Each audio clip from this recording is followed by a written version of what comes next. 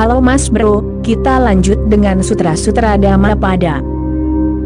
Sutra berikutnya, lebih baik daripada 100 tahun ketidaktahuan, adalah satu hari yang dihabiskan untuk merenung. Yang dimaksud dengan ketidaktahuan oleh Buddha, bukanlah ketiadaan pengetahuan. Karena orang yang berpengetahuan bukanlah tujuannya, maka ketidaktahuan harus dipahami dengan cara baru, dengan makna Buddha, dengan warna kulitnya, dengan aroma tubuhnya. Kita menyebut seseorang bodoh, karena ia tidak berpendidikan. Ia tidak bisa membaca, ia tidak bisa menulis, ia tidak tahu, ia tidak berpengetahuan sama sekali, ia sangat primitif. Kita menyebutnya bodoh. Dan kita menyebutnya berpengetahuan, jika orang itu memiliki gelar BS, MS, PhD. Dan dirimu tahu artinya? BS berarti omong kosong, MS berarti lebih dari yang sama, PhD berarti bertumpuk tinggi dan dalam. Kita menyebut orang itu orang yang berpengetahuan. Mereka adalah orang-orang yang memenuhi universitas-universitas kita.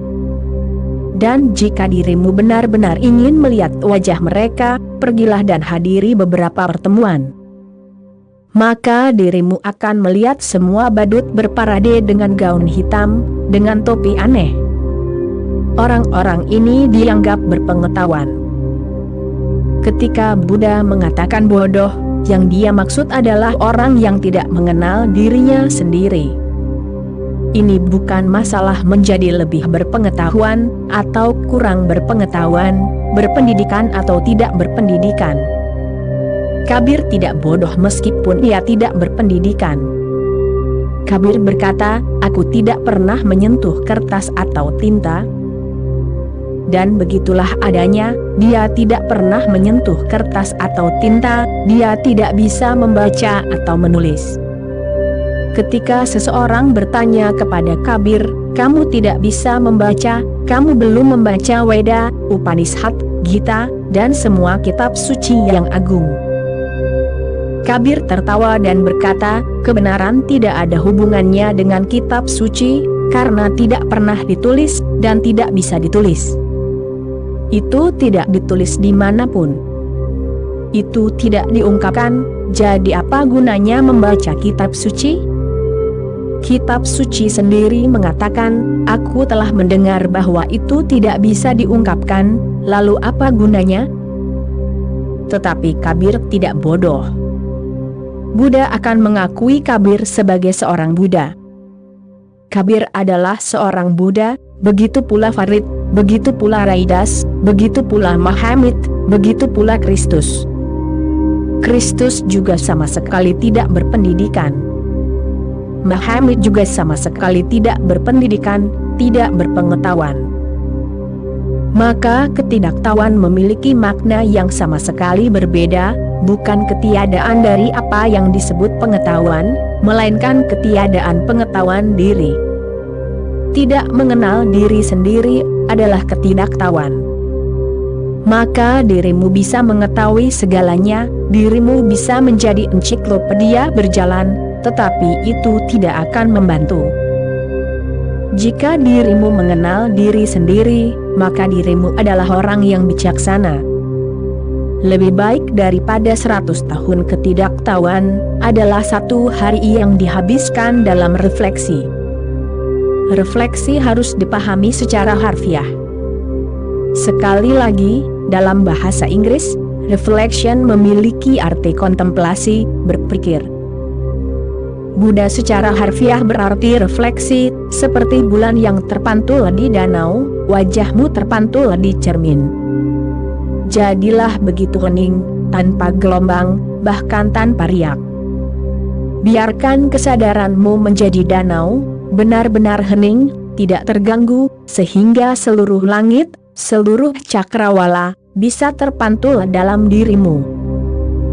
Berada dalam kondisi tanpa pikiran, dirimu menjadi cermin, dirimu mulai memantulkan apa adanya. Dan itulah Tuhan, keberadaan total ini dengan keindahan dan berkahnya yang luar biasa. Jika dirimu adalah cermin, cermin itu akan terpantul dalam dirimu, dan itu akan membuat dirimu bijak. Itu akan membuat dirimu menjadi master. Itu akan membuat dirimu menjadi orang yang tercerahkan.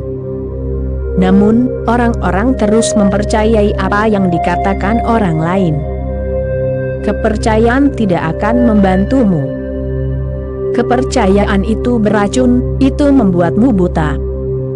Karena kepercayaanmu, dirimu tidak pernah menyelidiki sendiri. Dan kepercayaanmu salah, itu bukanlah kepercayaan yang sebenarnya, kepercayaan hanya bisa bersifat dangkal.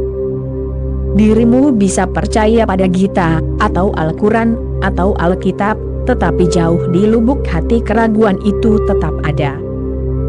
Tidak mudah untuk mencabut keraguan. Keraguan dicabut hanya jika dirimu tahu. Bagaimana itu bisa dicabut jika Yesus tahu? Bagaimana itu bisa dicabut jika Muhammad tahu? Dia mungkin tahu, tetapi siapa yang tahu apakah dia benar atau salah? Dan siapa yang tahu bahwa dia tidak tertipu? Dan siapa yang tahu dia tidak menipu orang lain? Jaminan apa yang ada? Apa buktinya bahwa Buddha benar? Kecuali Buddha berkata, "Aku telah mencapai," tidak ada bukti lain. Namun itu hanya berputar-putar, itu adalah pertanyaannya sendiri, bagaimana mempercayai bahwa Buddha benar? Dan kita hanya punya satu bukti, Buddha berkata, "Aku telah mencapai." Namun bagaimana mempercayai bahwa apa yang dikatakannya benar? Jauh di lubuk hati, keraguan akan terus ada. Kepercayaanmu hanya akan menjadi penutup. Ini seperti dirimu memiliki luka yang mengeluarkan nanah, bau, dan dirimu menutupinya dengan mawar, tetapi jauh di dalam mawar, nanah itu terkumpul. Mawar tidak akan mampu mengubahnya. Mawar itu bisa menyembunyikannya selama beberapa saat. Wanginya mungkin tidak membuat orang lain tahu bau busuk yang muncul dari luka, tetapi untuk berapa lama? Cepat atau lambat mereka akan bau juga. Alih-alih mawar mengubah nanahmu, nanahmu akan mengubah mawar. Dan itulah yang terjadi, kepercayaan tidak pernah mengubah keraguanmu, keraguanmu mengubah kepercayaanmu. Rabi muda itu akhirnya memutuskan bahwa ia harus berbicara dengan anggota jemaatnya yang terkaya, tidak peduli betapapun menyakitkannya itu. "Mengapa?" tanya sang rabi, "kamu harus tertidur ketika aku berkhotbah?" "Biarkan aku menjelaskan sesuatu," jawab jutawan itu. "Apakah aku akan tertidur jika aku tidak mempercayaimu?" Itulah yang terjadi pada jutaan orang, mereka tertidur karena mereka percaya. Tidak perlu untuk terjaga. Buddha tahu, apa perlunya dirimu untuk terjaga? Kristus tahu, cukup bagimu untuk menjadi seorang Kristen, tidak perlu menjadi seorang Kristus. Tetapi aku katakan kepadamu, kecuali dirimu adalah seorang Kristus, maka tidak akan terjadi apa-apa. Dengan menjadi seorang Kristen, dirimu hanya menipu diri sendiri dan orang lain, dan dirimu membuang-buang waktu yang berharga, karena pada saat yang sama, dirimu sendiri bisa menjadi Kristus. Jangan tetap puas dengan menjadi seorang Kristen, atau Hindu, atau Islam, atau Buddhis. Jadilah seorang Buddha, Kristus, Muhammad, Mahavira. Kurang dari itu tidak akan membantu, kurang dari itu bukanlah pembebasan. Dan itu hanya mungkin melalui refleksi. Jika dirimu menjadi tanpa pikiran, keseluruhan yang mengelilingimu akan tercermin dalam dirimu. Dan ketika dirimu tahu, hanya saat itulah dirimu akan tahu, dan pengetahuan itu menghilangkan semua keraguan. Ketika semua keraguan telah hilang dari dalam hatimu, semua kegelapan telah lenyap, dan dirimu dipenuhi dengan cahaya, maka hidup telah dijalani, hidup telah dikenal. Itulah kebahagiaan. Yang melampaui telah mencapaimu, dirimu telah mencapai yang melampaui. Sekarang keberadaan ada di dalam dirimu, dan dirimu berada di dalam keberadaan. Sutra berikutnya, lebih baik daripada 100 tahun bermalas-malasan, adalah 1 hari yang dihabiskan dalam tekad. Sekali lagi ada beberapa kemungkinan kesalahpahaman, karena terjemahannya. Buddha tidak mengartikan dengan tekad apa yang dimaksud, dalam bahasa lain dengan kata tersebut. Yang ia maksud adalah ketegasan, bukan tekad. Tekad memberimu perasaan akan kemauan, kekuatan kehendak. Tekad memberimu gagasan untuk memutuskan melalui pikiran. Ketegasan adalah fenomena yang sama sekali berbeda, itu berasal dari hati. Bukan berarti dirimu telah memutuskan dengan pikiran, melainkan hatimu merasakan semacam komitmen, itu adalah hubungan cinta. Dalam cinta, dirimu tidak menentukan. Dirimu tidak berkata kepada kekasihmu, aku telah memutuskan untuk mencintaimu. Atau apakah dirimu melakukannya? Jika dirimu berkata kepada seorang wanita, aku telah mengumpulkan semua energiku, aku telah menciptakan tekad yang besar dalam diriku, bahwa aku akan mencintaimu, maka wanita itu tidak akan pernah melihatmu lagi, karena cinta dan tekad berarti cinta itu palsu. Cinta memiliki ketegasan, komitmen, keterlibatan, tetapi bukan tekad. Cinta tidak memiliki kemauan, bahkan jika dirimu ingin menentukan untuk menentangnya, dirimu tidak bisa. Cinta adalah hal yang gila. Begitu juga dengan agama. Agama bukanlah masalah tekad, agama adalah masalah jatuh cinta dengan keindahan luar biasa dari keberadaan ini. Agama adalah jatuh cinta dengan dunia yang misterius ini.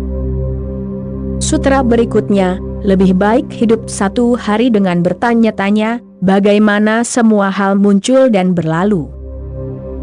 Jika dirimu bisa bertanya-tanya, dirimu akan jatuh cinta. Setiap anak dilahirkan dengan rasa ingin tahu, dan cepat atau lambat kita menghancurkan rasa ingin tahunya. Pada saat seorang anak berusia 4 tahun, kita telah membunuh, membantai rasa ingin tahunya. Dan metode yang kita gunakan untuk membunuh rasa ingin tahunya adalah dengan mulai menjejalinya dengan informasi.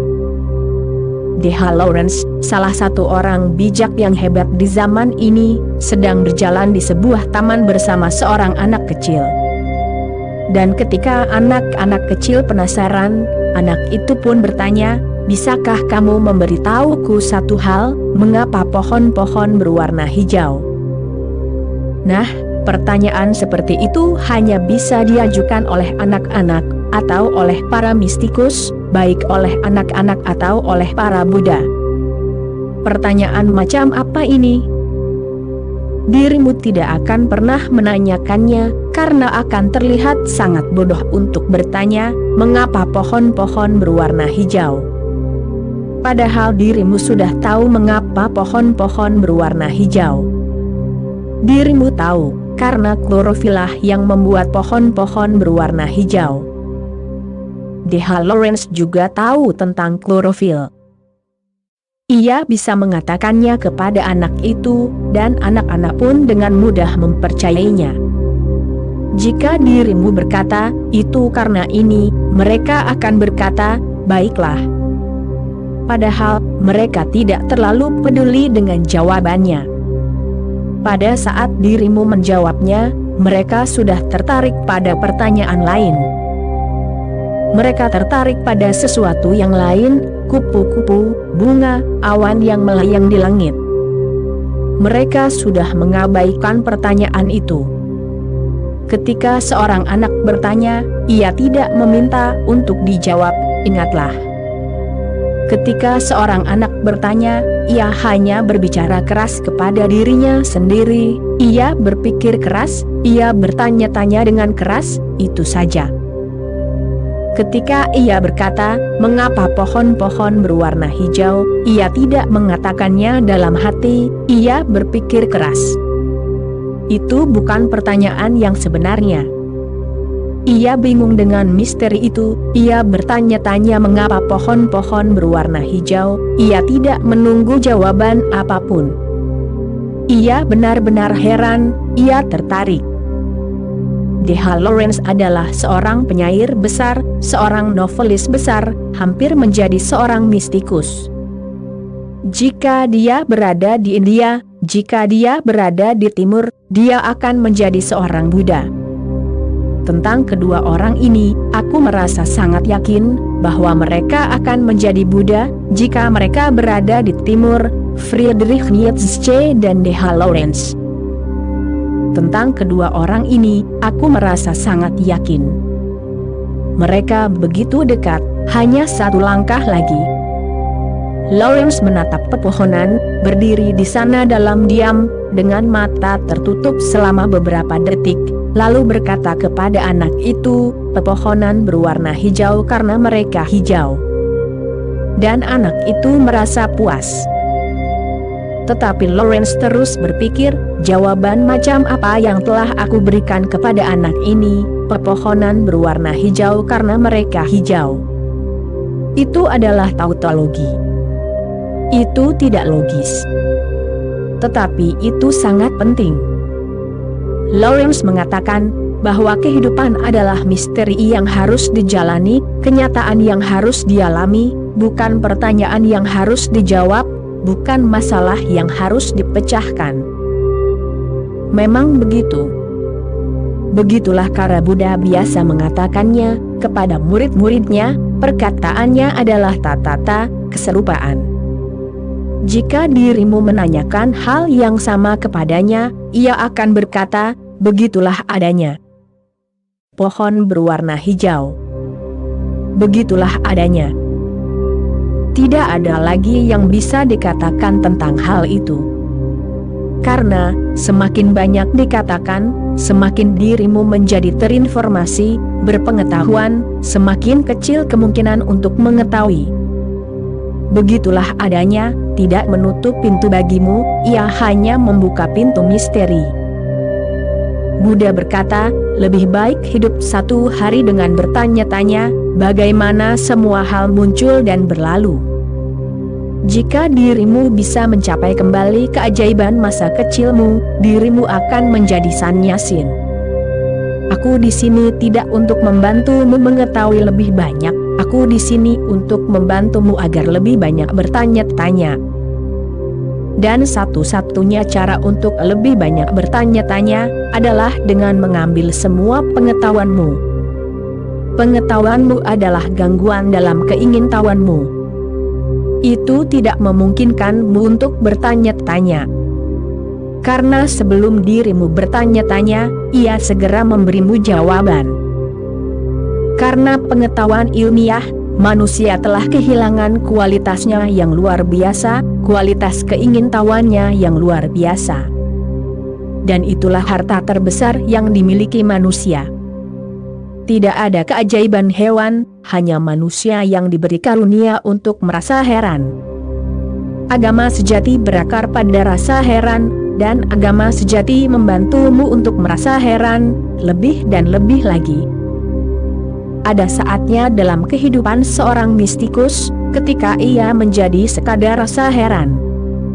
Setiap hal kecil memenuhi dirinya, dengan rasa heran yang luar biasa, kerikil di pantai, kerang, teriakan burung kukuk di kejauhan, bintang yang kesepian di malam hari, apapun. Seorang anak tertawa cekikikan, seorang wanita menangis karena kegembiraan, apapun. Hanya angin yang berhembus melalui pohon pinus, suara air mengalir, apapun, dan ia penuh dengan rasa heran. Keberadaan datang kepadanya sebagai rasa takjub, keberadaan datang kepadanya sebagai misteri. Jika dirimu duduk di samping seorang mistikus, jangan duduk untuk belajar lebih banyak darinya. Duduklah untuk melepaskan semua pengetahuan. duduklah di samping seorang mistikus, untuk dipenuhi oleh keajaibannya, untuk menjadi anak kecil lagi. Yesus berkata, kecuali kamu dilahirkan kembali, kamu tidak akan masuk ke dalam kerajaan Tuhanku. Sekali lagi dia berkata, kecuali kamu seperti anak kecil, kamu tidak akan masuk ke dalam kerajaan Tuhanku. Dia berbicara tentang keajaiban yang sama. Sutra berikutnya, lebih baik hidup 1 jam, untuk melihat satu kehidupan di balik jalan. Setiap sutra sangat luar biasa signifikan. Bermeditasilah pada setiap kata. Dan Buddha berkembang sangat lambat, sehingga dirimu bisa menyerap roh. Pertama dia mengatakan dhyana, keadaan tanpa pikiran. Kemudian dia mengatakan kualitas kesadaranmu yang seperti cermin, yang merupakan produk sampingan dari dhyana. Kemudian dia mengatakan ketegasan, hubungan cinta, hatimu selaras dengan keberadaan. Kemudian dia mengatakan bertanya-tanya. Dan sekarang dia mengatakan melihat. Mata yang bisa melihat, tumbuh dalam keajaiban, bukan dalam pengetahuan, bukan melalui kitab suci, melainkan melalui kepolosan. Menjadi bingung dengan keberadaan. Seluruh pendidikan kita didasarkan pada upaya mengungkap misteri dari keberadaan. Sang pedagog percaya bahwa suatu hari kita akan menghancurkan seluruh misteri dari keberadaan, karena kita akan mengumpulkan semua jawaban untuk semua pertanyaan. Ini adalah kepercayaan yang paling tidak religius yang ada. Dan pendidikanmu menciptakan ketidakberagamaan. Pendidikanmu, bahkan jika disebut pendidikan agama, tidaklah religius, karena ia mengungkap misteri dari keberadaan, ia memberimu jawaban. Agama yang sejati mengambil semua jawaban, membuat pertanyaanmu semakin lama semakin besar. Dan akhirnya mengubah pertanyaanmu menjadi keajaiban, menjadi sebuah pencarian. Dan dalam keajaiban, jika dirimu bisa hidup dalam keajaiban, dirimu akan mencapai wawasan itu, mata itu, yang bisa melihat. Penglihatan ini di timur disebut darshan, melihat dengan kepolosan, memandang dengan kepolosan. Kemudian hanya bunga nazunia di sisi pagar sudah cukup, dan dirimu akan dipindahkan ke dunia lain. Kemudian dirimu akan menari, ketika awan sedang turun hujan.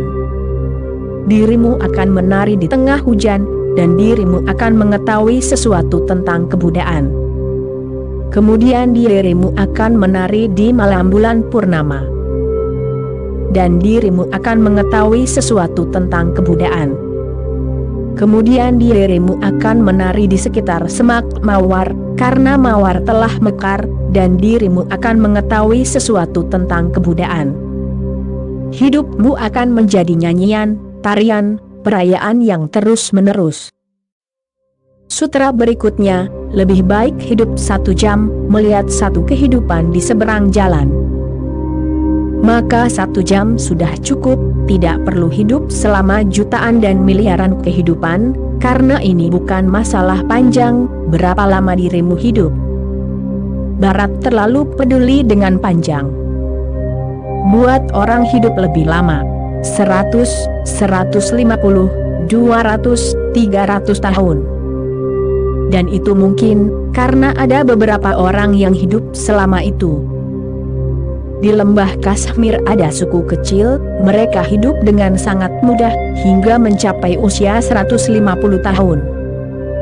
Dan di Rusia ada banyak orang yang telah berusia lebih dari 150 tahun. Ada beberapa orang yang berusia 180 tahun, dan satu orang yang berusia 200 tahun. Sekarang para ilmuwan terus mencari, apa rahasianya? Mengapa orang-orang ini hidup begitu lama? Apa yang mereka makan? Apa yang mereka minum? Bagaimana pola hidup mereka? Mengapa mereka hidup begitu lama? Dan cepat atau lambat, mereka akan menemukan rahasianya, dan manusia akan hidup 300 tahun, 400 tahun, 500 tahun. Dirimu sangat beruntung, karena mereka belum menemukan rahasianya.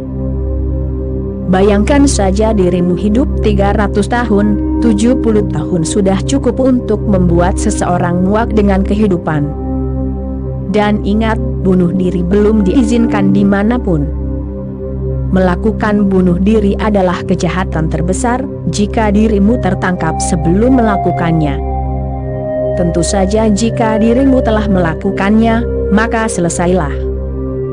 Tidak ada yang bisa menangkapmu. Mereka tidak bisa menghukum hantumu. Bayangkan saja dirimu hidup 700 tahun. Dalam 70 tahun semuanya selesai, hidup ini sangat sia-sia.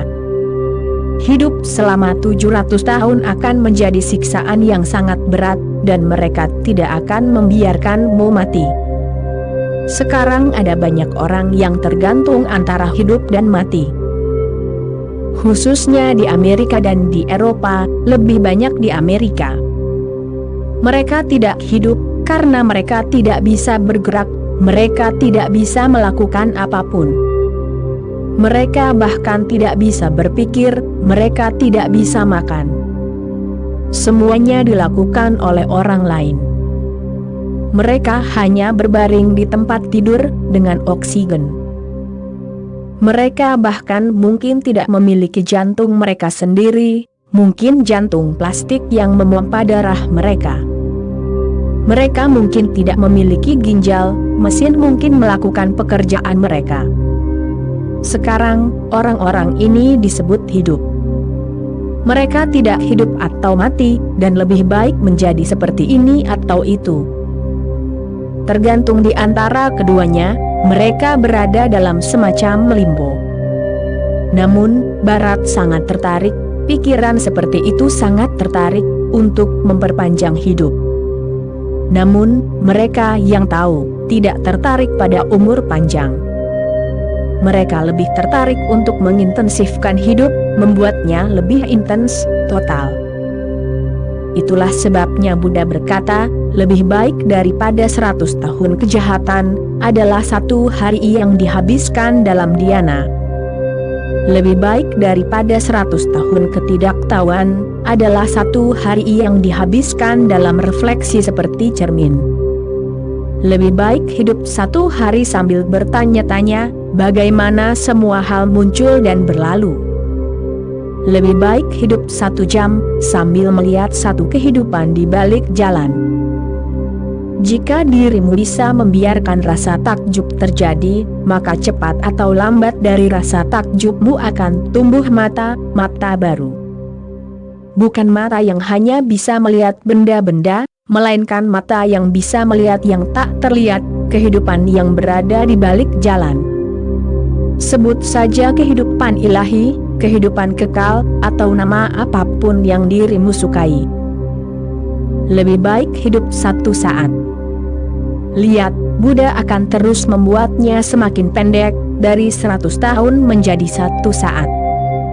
Lebih baik hidup 1 saat di saat jalan di balik jalan. Cukuplah untuk hidup dalam 1 momen, tetapi sepenuhnya di sini saat ini, tidak ada masa lalu, tidak ada masa depan. Seluruh energimu yang menyelami dalam di sini saat ini, sudah cukup untuk merasakan keilahian, untuk merasakan kebenaran yang ada di jalan, dan sekaligus melampaui jalan. As Dhammo Sanantano, inilah hukum abadi. Jika seseorang bisa hidup dalam rasa takjub, melihat, sepenuhnya berada di saat ini, maka ia telah sampai di rumah. Kebahagiaan terjadi, turun, dirimu dibanjiri dengan kebahagiaan dan berkah. Itu bukan ciptaanmu, itu datang sebagai hadiah dari alam lain. Oke Mas Bro, itulah kutipan kali ini, kita sambung lagi nanti. Terima kasih.